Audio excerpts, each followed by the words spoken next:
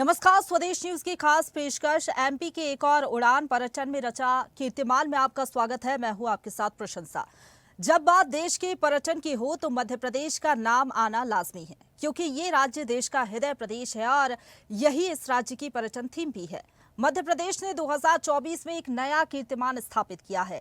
अतुलनीय मध्य प्रदेश की छवि को और मजबूत बनाते हुए राज्य ने एक साल में 13 करोड़ 41 लाख पर्यटकों का स्वागत किया, जो 2020 की तुलना में 526% की अभूतपूर्व वृद्धि है। ये सफलता राज्य की सांस्कृतिक विरासत, ऐतिहासिक स्मारकों, प्राकृतिक सौंदर्य और समृद्ध वन्यजीव विविधता के कारण संभव हुई है और इस उल्लेखनीय उपलब्धि ने मध्य प्रदेश को देश के शीर्ष पर्यटन स्थलों में शुमार कर दिया है। मध्य प्रदेश के मुख्यमंत्री डॉक्टर मोहन यादव ने कहा कि मध्य प्रदेश की पवित्र भूमि पर्यटकों की पहली पसंद बन गई है, जिसमें सुंदर आंतरिक क्षेत्र, समृद्ध धार्मिक विरासत और विविध वन्य जीवन जैसे प्रमुख आकर्षण शामिल है। उन्होंने राज्य की प्राकृतिक सुंदरता, सांस्कृतिक समृद्धि और अद्भुत वन्य जीवन को लेकर कहा कि 2020 की तुलना में 2024 में एमपी आने वाले घरेलू और विदेशी पर्यटकों की संख्या में 526% की वृद्धि हम सभी के लिए खुशी, अपार प्रसन्नता और गर्व की बात है। मध्य प्रदेश की समृद्धि विरासत ने 2024 में 80 लाख से अधिक पर्यटकों को आकर्षित किया। 2023 की बात करें तो 64 लाख की तुलना में 25% की वृद्धि हुई है। महाकाल लोक, ओमकारेश्वर महालोक, श्री राम वनगमन पथ, देवी लोक, राजा रामलोक और हनुमान लोक सहित विभिन्न परियोजनाओं ने आध्यात्मिक और आर्थिक रूप से धार्मिक पर्यटन को बढ़ावा दिया है और ये भी बहुत बड़ी वजह रही कि लगातार जो है सैलानी मध्य प्रदेश की ओर रुख कर रही हैं। आपको बता दें कि मध्य प्रदेश में 18 यूनेस्को विरासत स्थल हैं, 3 इसकी स्थायी सूची में शामिल है, 15 की बात करें तो अस्थायी सूची में शामिल है, जिनमें भोजपुर यूनेस्को द्वारा नवीनतम इसे जोड़ा गया है, जिसने ग्वालियर को संगीत के रचनात्मक शहर के रूप में भी मान्यता दी है। जाहिर है कि 13 करोड़ 41 लाख पर्यटकों का आगमन मध्य प्रदेश के भारत और दुनिया के पर्यटन मानचित्र पर एक पसंदीदा पर्यटन स्थल के रूप में उभरने का प्रमाण भी है। इस उपलब्धि का श्रेय सरकार की दूरदर्शी नीतियों, बुनियादी ढांचे के विकास और स्थानीय समुदाय की सक्रिय भागीदारी को जाता है। 2024 में जितने लोग मध्य प्रदेश घूमने आए, इसके आंकड़ों से साफ जाहिर है कि देश के हृदय में हलचल बढ़ गई है। अब मध्य प्रदेश ने न केवल पर्यटकों को विविध अनुभव प्रदान किए हैं, बल्कि सामुदायिक सहभागिता, रणनीतिक योजना और बेहतर बुनियादी ढांचे के माध्यम से राज्य की पर्यटन छवि को नई ऊंचाइयों तक पहुंचाया है। तो देखिए, ये बहुत बड़ी उपलब्धि है मध्य प्रदेश के लिए, क्योंकि लगातार मध्य प्रदेश सरकार इस ओर कदम बढ़ाती रही है। तमाम प्रयास सरकार की तरफ से किए जाते रहे ताकि मध्य प्रदेश को टूरिज्म हब बनाया जाए और ये बहुत बड़ी उपलब्धि की 4 साल में 526% की वृद्धि हुई है और लगातार जो पर्यटक हैं मध्य प्रदेश आ रही है, ना सिर्फ आसपास के राज्यों के बल्कि विदेशी पर्यटक भी जो है मध्य प्रदेश को पसंद कर रहे हैं। और इसकी बहुत बड़ी वजह ये है कि जो पर्यटन नीति है मध्य प्रदेश की, इसके साथ ही जो प्राकृतिक सौंदर्य मध्य प्रदेश की है, धार्मिक स्थल की बात कर ले, उसके चलते लगातार परिणाम देखने को मिल रही हैं। उज्जैन की बात करें तो 5.28 करोड़ पर्यटकों ने दौरा किया। चित्रकूट में 1 करोड़ से ज्यादा पर्यटक आए। ये संख्या बताने के लिए काफी है कि पर्यटन को लगातार गति मिल रही है। मध्य प्रदेश में मैहर, अमरकंटक, सलकनपुर, इसके साथ ही ओमकारेश्वर में भी लगातार पर्यटक पहुंच रही हैं। तो देखिए, क्या कुछ कहना है सरकार की तरफ से, मुख्यमंत्री डॉक्टर मोहन यादव क्या कुछ कह रहे हैं इस उपलब्धि को लेकर। इसके साथ ही पर्यटन मंत्री धर्मेंद्र लोधी ने क्या कुछ कहा है, पहले वो आपको सुनवाते हैं, उसके बाद इसी को चर्चा को आगे इसी पर बढ़ाएंगे। निगम द्वारा अपने होम स्टे सहित ग्रामीण क्षेत्र में लोगों को रोजगार दिलाने की दृष्टि से टूरिज्म डिपार्टमेंट जिस प्रकार से काम कर रहा है और जो रिजल्ट आ रहा है, मुझे इस बात का गर्व है। कल ही हमने समाचार पत्रों के माध्यम से जो जानकारी आई और विभाग के माध्यम से भी जानकारी सरकारी स्तर पर आई, मैंने पूरी कैबिनेट से प्रदेशवासियों को बधाई दी थी कि हमने अपने पर्यटन व्यवसाय में पिछले वर्ष की तुलना में देश में सबसे तेज गति से प्रगति की। लगभग 20% के आसपास हम अपने पर्यटन व्यवसाय को आगे बढ़ा के ले गए और उसमें भी खास बात हमारा वनांचल वाला फॉरेस्ट का ये जो हमने 2 टूरिज्म के खासकर राता पानी डॉक्टर विष्णु सिद्धर वाकणकर जी के नाम पर और माधव नेशनल पार्क को जो हमने टाइगर अभयारण्य बनाया, इनके सहित सब क्षेत्रों में जबरदस्त रूप से विदेशी मेहमानों का भी आगमन हुआ। लगभग हमारे अपने इसी मध्य प्रदेश के अंदर 10,000 से ज्यादा विदेशी मेहमान तो इंदौर में आए 1,500 से ज़्यादा भोपाल में आए और ग्वालियर, जबलपुर, कौन सा क्षेत्र छूटा, सभी क्षेत्रों में बड़ी पैमाने पे पर्यटन से जुड़े हुए लोग अलग अलग जिज्ञासा समाधान करने की दृष्टि से मध्य प्रदेश के प्राकृतिक, धार्मिक, टूरिज्म के सभी स्पॉट को जानने की जिज्ञासा लिए हमारे प्रदेश में भी आए और बहुत अच्छा अनुभव लेके गए हैं। मध्य प्रदेश में पर्यटन की असीम संभावनाएं हैं। हम प्राकृतिक रूप से समृद्ध हैं, वाइल्ड लाइफ में हम बहुत आगे हैं। हर प्रकार के पशु पक्षी, हर प्रकार की जो विविधता होना चाहिए। टाइगर स्टेट हैं, चीता स्टेट हैं, घड़ियाल स्टेट हैं, वल्चर स्टेट हैं। तो मध्य प्रदेश में जो असीम संभावनाएं हैं, और जैसे प्रधानमंत्री जी भी कहते हैं कि एमपी अजब है, एमपी गजब है, तो कहीं ना कहीं प्रधानमंत्री जी स्वयं हमारे मध्य प्रदेश के पर्यटन की ब्रांडिंग कर रहे हैं। तो इससे बड़ा सौभाग्य कुछ हो। तो देखिए, मध्य प्रदेश ने एक नया आयाम स्थापित किया है। कितने पर्यटक कहाँ पहुंचे हैं ये आपको बता रहे हैं ग्राफिक्स के जरिए। 2020 की तुलना में अब तक 526% की वृद्धि हुई है। खजुराहो विदेशी पर्यटकों के बीच सबसे पहली पसंद बना है और पर्यटकों की संख्या में 526% की वृद्धि हुई है। ये बहुत बड़ी उपलब्धि है। 2024 में 13.41 करोड़ पर्यटक राज्य में आए हैं। 2023 की तुलना में 19.6% और 2019 से 50.6% वृद्धि हुई है। 2020 की तुलना में ये जो वृद्धि हुई है 526% की वृद्धि, ये बहुत बड़ी वृद्धि है। लगातार देसी विदेशी पर्यटक जो है मध्य प्रदेश का रुख कर रहे हैं और पर्यटकों की संख्या में लगातार इजाफा हो रहा है। धार्मिक स्थलों पर कितने पर्यटक आए ये भी आपको दिखा रहे हैं, कितनी वृद्धि हुई है। 2024 में राज्य के जो शीर्ष 10 पर्यटन स्थलों में से 6 धार्मिक स्थल है। यहाँ पर लगातार श्रद्धालु पहुंचते हैं। उज्जैन की बात करें तो सबसे ऊपर ये रहा है पर्यटकों की सूची में। 2023 की तुलना में 39% की वृद्धि यहाँ पर हुई है। 5.28 करोड़ पर्यटकों ने उज्जैन जिले का दौरा किया था और चित्रकूट की बात करें तो 1 करोड़ से अधिक पर्यटक यहाँ पर आए थे। 2024 में कितने पर्यटक यहाँ पर पहुंचे आपको बता रहे हैं। मैयर की बात करें तो 1.33 करोड़ पर्यटक यहाँ पर पहुंचे। सलकनपुर यहाँ पर 26 लाख, ओमकारेश्वर में 24 लाख पर्यटक पहुंचे। नई परियोजनाओं ने धार्मिक पर्यटन को लगातार बढ़ावा दिया है और यही जो बढ़ावा ये आपको नजर भी आ रहा होगा आंकड़ों में। 2024 में 1.67 लाख विदेशी पर्यटक रुक कर चुके हैं मध्य प्रदेश का। खजुराहो की मूर्तियां यहाँ पर देखी। 33,000 से ज्यादा लोगों ने। ग्वालियर और ओरछा में भी लोग पहुंचे। विदेशी सैलानी भी यहाँ पर आए। ग्वालियर को संगीत के रचनात्मक शहर के रूप में एक मान्यता दी गई है और इसी का असर है कि लगातार यहाँ की प्राकृतिक सौंदर्य, विविध वन्य जीवन और जो तमाम प्रयास सरकार की तरफ से किए जा रहे हैं उसका असर अब देखने को मिल रहा है। विदेशी पर्यटकों की भी पसंद अब लगातार मध्य प्रदेश बन रहा है। तो देखिए, इसी को लेकर चर्चा करेंगे कि कैसे जो मध्य प्रदेश टूरिज्म है, सरकार जो तमाम प्रयास कर रहा है उसका असर अब धरातल पर देखने को मिल रहा है। 2 मेहमान हमारे साथ जुड़ रहे हैं। हमारे साथ टूरिज्म एक्सपर्ट शैलेंद्र सिंह जी जुड़ेंगे। इसके साथ ही हमारे साथ एमपी टीवी निदेशक डीपी सिंह जी जुड़ गए हैं। डीपी सिंह जी, बहुत स्वागत है आपका स्वदेश न्यूज़ पर।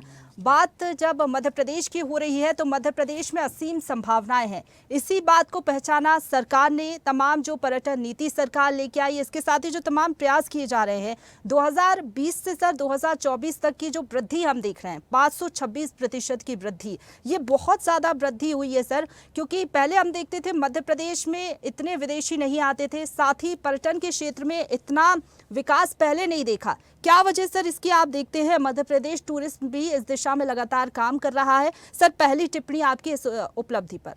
मध्य प्रदेश टूरिज्म में एक बहुत ही सकारात्मक पहल और एक कड़ी जुड़ी है जो कि ग्रामीण पर्यटन से जुड़ी है। ग्रामीण पर्यटन की दिशा में हम लोग 121 ग्रामों के माध्यम से अभी हमारे पास जो होम स्टेज बन चुके हैं, लगभग 25 जिलों के 63 गांव में हमारे पास 294 होम स्टेज बन चुके हैं, जिसमें 241 अभी ऑपरेशनल हो चुके हैं। इन होम स्टेज में देसी और विदेशी दोनों पर्यटक आ रहे हैं और सबसे बड़ी बात यह है कि जो हमारा ग्रामीण परिवेश, जो ग्रामीण हमारा हितग्राही जो इन पर्यटकों से अछूता था, उन पर्यटकों को हम आकर्षित कर रहे हैं ग्रामों में, ताकि ग्रामीण धरोहर के साथ साथ ग्रामीण संस्कृति, मध्य प्रदेश की संस्कृति, इसका सबका पर्यटक लुत्फ उठा सकें और इसको लेके हम मध्य प्रदेश में पूरे मध्य प्रदेश के कल्चर को और कितना एक्सप्लोर कर पा रहे हैं, भारतीय परिप्रेक्ष्य में इंटरनेशनली ग्लोबली कितना एक्सप्लोर कर पा रहे हैं, इस दिशा में हम आगे बढ़ रहे हैं। इस दिशा में हमारे गांव का बहुत ही ज़्यादा, एक तरह से आमदनी के हिसाब से देखें तो बहुत तेज़ी से इसमें इजाफा हो रहा है और काफ़ी सकारात्मक इसमें रवैया हमारे हितग्राहियों का भी है। इसी दिशा में हम लोग एक प्रयास कर रहे हैं कि जो हमारी महिलाएं हैं, जो STDW जो प्रोजेक्ट जो निर्भया फंड प्रोजेक्ट के तहत भी है, उसमें भी हमारी काफ़ी महिलाएं, लगभग 40,000 महिलाएं जो हमारी ट्रेंड हैं, वो डिफरेंट जॉब रोल्स जो कर रही हैं और वो विभिन्न पर्यटन स्थलों पर, जो हमारे 50 पर्यटन स्थल हैं, उसमें वो आगे बढ़ के उसमें एक अपनी अहम भूमिका महिला सुरक्षा से लेके महिलाओं को सुरक्षित करने तक की सारी जिम्मेदारी वो निभा रही हैं। बिल्कुल। इसी तरह हमारे जो अभी 2 जगह हम लोग कुछ CSR फंड में भी काम कर रहे हैं। एक तो पन्ना नेशनल पार्क के तहत जो वेस्ट मैनेजमेंट सिस्टम था, उसमें हम लोग कोको कोला कंपनी के साथ एक जगह पन्ना नेशनल पार्क में काफ़ी आगे बढ़ चुके हैं। अब दूसरा प्रयास हमारा है कि रिसाइकलिंग मशीनरी का इंस्टॉलेशन पन्ना में हम करने जा रहे हैं और बांधवगढ़ की तरफ हम कूच कर चुके हैं। इसी तरह हम अभी 2 MOU जो हमारे गांव 63 विलेजेस जिसमें हम गांव काम कर रहे हैं, उसमें पर्यटकों को एक रात में भी वो अच्छी तरह घूम सकें, फिर सकें, इसमें भी हम फिलिप्स कंपनी के साथ एक MOU अभी हम लोगों ने माननीय मुख्यमंत्री जी का जो कार्यक्रम था उसमें साइन किए हुए हैं और उसमें 63 गांव में एक ही झटके में हम लोग पूरा उजाला कर देंगे और पूरा उजाला सोलर लाइट और LED के माध्यम से, ताकि उसमें हम और आगे बढ़ सकें। बिल्कुल सर, ये बहुत अच्छी पहल की जा रही है सरकार की तरफ से। हाल ही में हमने देखा था ग्रामीण रंग पर्यटन संघ एक जो कार्यक्रम रखा गया, उसमें ग्रामीण पर्यटन को बढ़ावा देने को लेकर एक झलक दिखाई दी और सरकार इस ओर प्रयास भी कर रही है। निश्चित तौर पर इससे मध्य प्रदेश की संस्कृति को बढ़ावा मिलेगा, जो ग्रामीण पर्यटन है उसको बढ़ावा मिलेगा, तो रोजगार के अवसर भी यहाँ पर सृजित होंगे। शैलेंद्र सिंह जी भी हमारे साथ जुड़े हुए हैं, उनका मैं रुख करना चाहूंगी। सर, आपसे सवाल मेरा ये रहेगा, बतौर टूरिज्म एक्सपर्ट आप कैसे देखते हैं जो प्रयास सरकार की तरफ से किए गए, क्योंकि टूरिज्म को बढ़ावा मिलेगा तो रोजगार के अवसर भी सृजित होंगे, लेकिन यहाँ पर बहुत सारी चीज़ें हैं अगर देखा जाए मध्य प्रदेश में। एक तो ये कि पर्यटन स्थल यहाँ पर बहुत ज़्यादा है, धार्मिक स्थलों को लगातार बढ़ावा देने का काम सरकार कर रही है, तो क्या कहेंगे सर इन्हीं का नतीजा है जो आज हम देख रहे हैं, इतनी बड़ी उपलब्धि मध्य प्रदेश के हाथ लगी है? बोल रही हैं बिल्कुल सही है। मध्य प्रदेश पर्यटन की जो नीतियां हैं बहुत ही सकारात्मक हैं और हम ये देख पा रहे हैं कि विगत कुछ सालों से बहुत ही ज़्यादा प्रमोशन किया जा रहा है और लोगों तक पहुंचाया जा रहा है, जिससे ये लोग जान पा रहे हैं कि मध्य प्रदेश में देखने के लिए और घूमने के लिए क्या क्या चीज़ें हैं। तो मध्य प्रदेश पर्यटन ने जिस तरीके से मार्केटिंग की है और अपनी बात को लोगों तक, पर्यटकों तक पहुंचाया है, उसी का नतीजा आज है कि चाहे वो धार्मिक पर्यटन हो या लेज़र हो या कि वाइल्ड लाइफ टूरिज़्म हो, आज हर कोई जान रहा है कि मध्य प्रदेश एक टाइगर स्टेट ही नहीं बल्कि एक लेपर्ड स्टेट हो चुका है, चीता स्टेट हो चुका है और नए नए आयामों को जोड़ा जा रहा है। जो भी पर्यटकों के स्थिति मतलब कि पॉइंट ऑफ व्यू से देखा जाए कि उनको जो जो ज़रूरतें थीं एक हमारे पर्यटक स्थल को डेवलप करने के लिए, उनको पूरी ही तरीके से डेवलप किया जा रहा है, उनकी हर ज़रूरतों को मतलब कि देखा जा रहा है और उनको सुना जा रहा है। इसी का नतीजा है कि आज हम ये देख पा रहे हैं कि चाहे वाइल्ड लाइफ टूरिज़्म हो या हेरिटेज टूरिज़्म या कि रूरल टूरिज़्म हो, जो सर अभी डिस्कस कर रहे थे, कि हम अपने गाँव तक को इस तरीके से ट्रेन कर रहे हैं कि पर्यटकों को वहाँ पे एक्सेप्ट किया जाए और अपनी जो रूरल इंडिया है, जो रूरल मध्य प्रदेश है, उसको लोगों को दिखाया जाए। बिल्कुल सर, ये बहुत अच्छी बात है डीपी सर की अर्बन के साथ साथ रूरल जो पर्यटन है यहाँ का भी विकास हो सके और इस दिशा में सरकार सोच रही है। सर, अगर उपलब्धियों की बात करें मध्य प्रदेश की, तो MP टूरिज्म बोर्ड को बहुत सारे सर अवार्ड मिले, जिनमें inland water tourism excellence award, best state tourism award, इसके साथ ही sir best adventure tourism state का दर्जा भी मिला है। सर, ये सब जो अवार्ड मिले हैं वो तमाम कोशिशें रही हैं मध्य प्रदेश टूरिज्म की, जिसका नतीजा रहा कि लगातार अलग अलग स्तर पर जो है नवाजा गया है। अगर बात करें सर वाटर टूरिज्म की, तो इस क्षेत्र में भी लगातार जो है एमपी टूरिज्म ने काम किया है। एडवेंचर एक्टिविटीज़ की अगर हम बात करें, इस दिशा में भी लगातार काम किया है। तो ये अलग अलग दिशा में जो काम किया जा रहा है एमपी टूरिज्म की तरफ से, दूसरी तरफ जो ब्रांडिंग की जा रही है, ब्रांडिंग का भी हम जिक्र इसलिए कर रहे हैं क्योंकि इंटरनेशनल स्तर पर भी एक तरीके से मध्य प्रदेश सरकार ब्रांडिंग कर रही है। हाल ही में सर जो फ्रांस में हमने देखा था, कांस फेस्टिवल हुआ था, उसमें एक टूरिज्म पॉलिसी दिखाई गई थी मध्य प्रदेश की पूरी। तो एक विश्व पटल पर भी मध्य प्रदेश की एक नई पहचान इससे बनेगी। हाँ जरूर।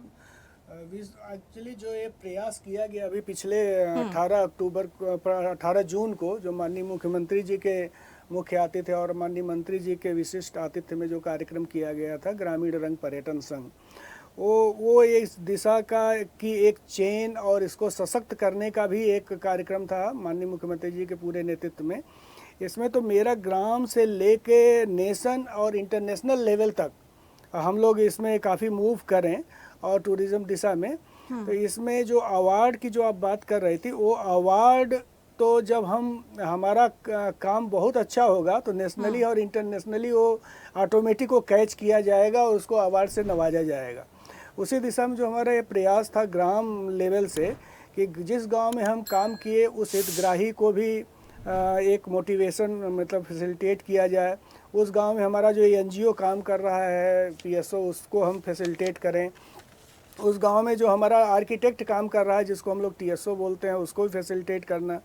और उस गांव के ज़िले के कलेक्टर, ऐसे 10 ज़िले के कलेक्टर को भी हम लोगों ने सम्मानित किया ताकि ये पहल एक छोटी सी कड़ी न रहे और इसमें गांव लेवल से प्रशासन लेवल तक हम सबको फैसिलिटेट करें और इसकी उड़ान नेशनली और इंटरनेशनली लेवल पे रिकॉग्नाइज की जाए। और इस दिशा में और भी सकारात्मक ढेर सारे काम किए जाने हैं। जैसे अभी हम लोग इस दिशा में और एक आगामी पहल, एक नवीन पहल लेके आए हैं, wellness and traditional tribal healer training, जो अभी हमने रिसेंटली किया है। उसका एमओयू पतंजलि संस्थान के साथ साइन करके उस दिशा में भी हम आगे बढ़ रहे हैं, मेडिकल टूरिज्म।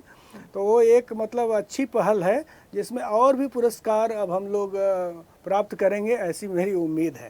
बिल्कुल सर, सही बात आपने कही। जो वेलनेस सेंटर और मेडिकल टूरिज्म की आप बात कर रहे हैं, शैलेंद्र जी आपसे मेरा ये सवाल रहेगा, धार्मिक स्थलों के लिए अब हेलीकॉप्टर सेवा जो है ये शुरू करने जा रही है सरकार।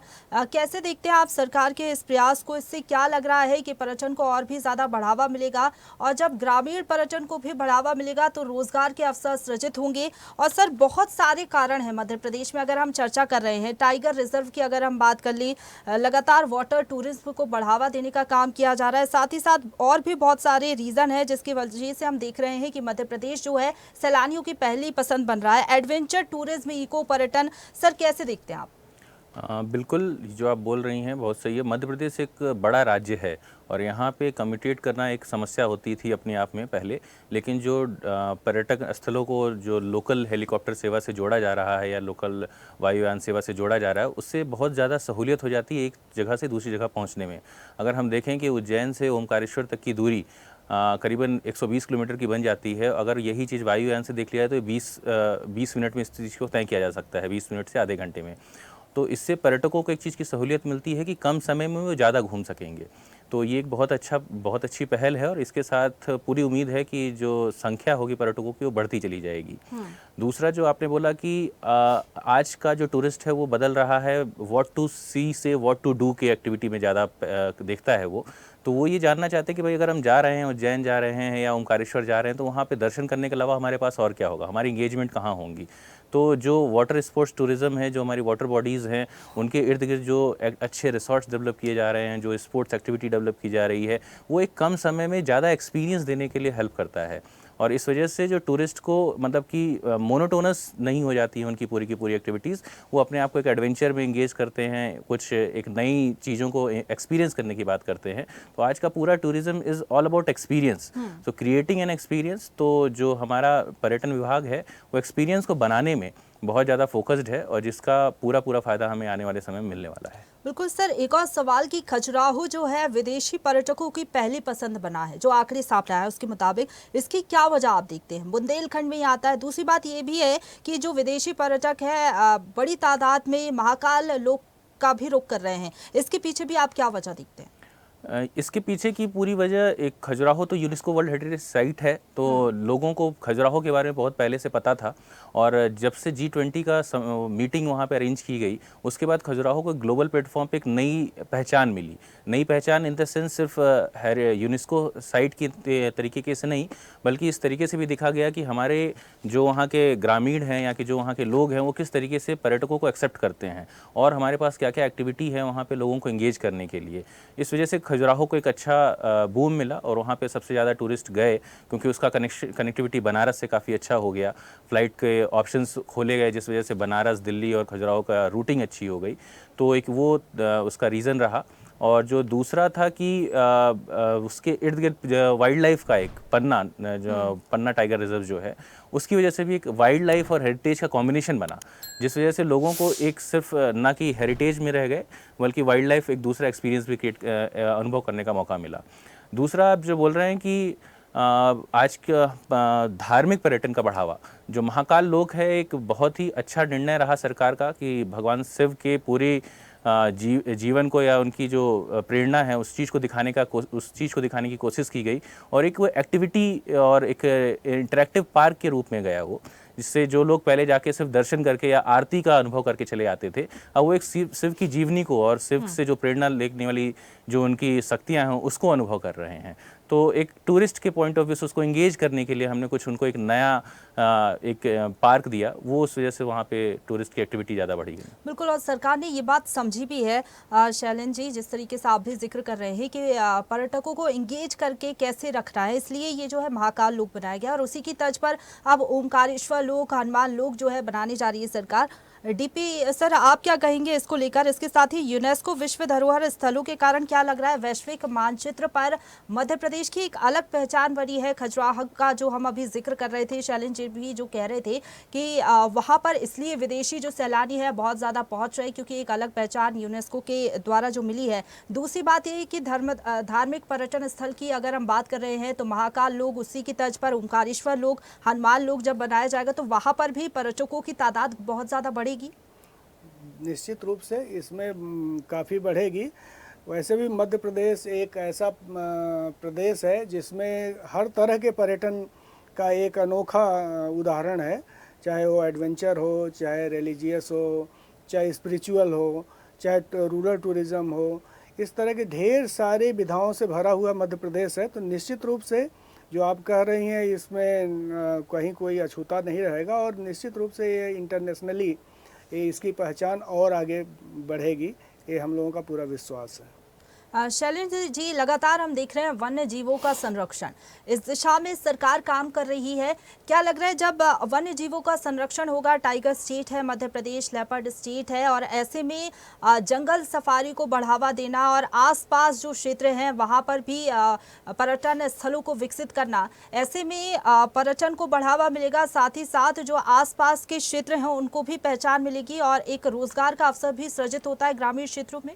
बिल्कुल, एक रोज़गार का अवसर सृजित होता है इसमें, क्योंकि अगर आज देखा जाए तो हम सभी एक अर्बन लाइफ डेवलपमेंट की तरफ बढ़ रहे हैं। हर जगह आपको एक कंक्रीट जंगल मिलता है, लेकिन मध्य प्रदेश हमारा एक ऐसा राज्य है जहाँ पे भी अभी हम प्रतिशत अगर बात करें तो सबसे ज़्यादा वाइल्ड लाइफ हमारे पास है, सबसे ज़्यादा वन क्षेत्र हमारे पास है। तो जब हम मध्य प्रदेश के किसी भी वन क्षेत्र में जाते हैं, चाहे बांधवगढ़ हो, कान्हा हो, या कि अपने भोपाल हो, रातापानी की अगर बात करें तो अभी हमारा टाइगर रिजर्व घोषित हुआ वो, तो हम ये देखते हैं कि शहर और वाइल्ड लाइफ जो वन क्षेत्र है, दोनों का कॉम्बिनेशन बहुत अच्छा है। तो जो टूरिस्ट को एक एक्सपीरियंस मिलता है, वो अपने शहरी क्षेत्रों से निकल के आके देख पाता है कि हम वन क्षेत्र में किस तरह की लाइफ है, वहाँ के ग्रामीण का रोजगार का और उनके जीने का क्या तरीका है, वो अपनी डेली लाइफ को कैसे फॉरवर्ड करते हैं।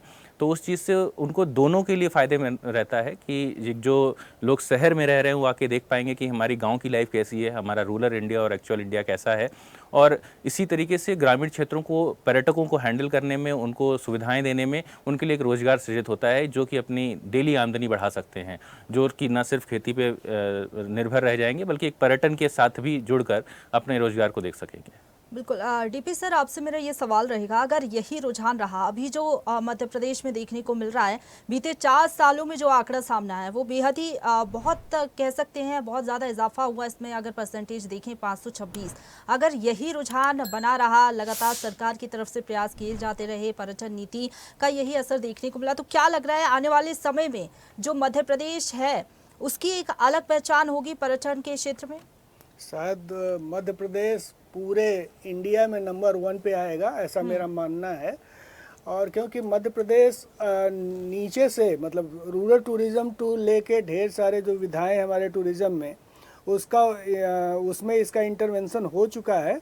और इंडिया लेवल पे हम अपने कल्चर को दिखाते हुए, अपने धरोहर को दिखाते हुए अगर हम आगे बढ़ रहे हैं तो हमारी पहचान निश्चित रूप से नंबर 1 में ही होगी पूरे इंडिया में, ऐसा मेरा मानना है। बिल्कुल, और हम भी यही उम्मीद करते हैं कि आने वाले समय में जो है मध्य प्रदेश इसी तरीके से पर्यटकों की पहली पसंद बनी रहे और सरकार भी यही प्रयास आगे भी करती रहे, पर्यटन नीति तमाम जो प्रयास किए जा रहे हैं उसका सकारात्मक प्रभाव देखने को मिले। फिलहाल बहुत धन्यवाद आपका शैलेंद्र जी हमारे साथ जुड़ने के लिए। इसके साथ ही डीपी सिंह जी, आपका भी बहुत धन्यवाद हमारे साथ जुड़ने के लिए और चर्चा में शामिल होने के लिए। तो देखिए, मध्य प्रदेश देश का जो है हृदय स्थल है, यहाँ पर लगातार जो है पर्यटन के क्षेत्र में सरकार की तरफ से प्रयास किए जा रहे हैं, उसी का असर है कि एक बहुत बड़ी उपलब्धि मध्य प्रदेश ने हासिल की है, एक नया कीर्तिमान स्थापित किया है पर्यटन के क्षेत्र में। आगे भी यही कोशिश सरकार की जारी रहेगी और निश्चित तौर पर इसका असर जो है धरातल पर देखने को मिलेगा। और जो बात कही जा रही है कि मध्य प्रदेश जो है पूरे विश्व भर में कह सकते हैं कि टॉप नंबर 1 पर आए, यही कोशिश सरकार की भी है। इसी के साथ फिलहाल इतना ही। तमाम बड़ी खबरों के लिए आप देखते रहिए स्वदेश न्यूज, सबसे पहले देश।